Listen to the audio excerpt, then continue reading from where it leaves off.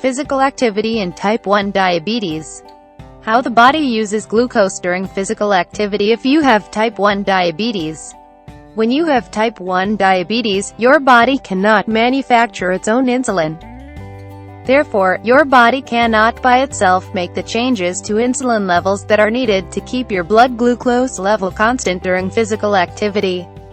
Many people with type 1 diabetes also have difficulty in adjusting the level of glucagon, another hormone, in their bodies. This is particularly so if they have had type 1 diabetes for more than 5 to 8 years. Glucagon is a hormone your body makes to help bring your blood glucose level back up when it is low. So, when you have type 1 diabetes, your glucose use during physical activity is quite different from people who don't have type 1. Your body does not have the ability to maintain your blood glucose levels at a constant rate automatically. These factors influence what happens to your blood glucose levels during physical activity. What your blood glucose is before and during physical activity. How much injected insulin you have on board and when it is peaking. How much and what type of carbohydrate food you have before and during physical activity. The duration and intensity of your physical activity. The level of circulating insulin will depend on the timing of your last insulin injection and the type of insulin used.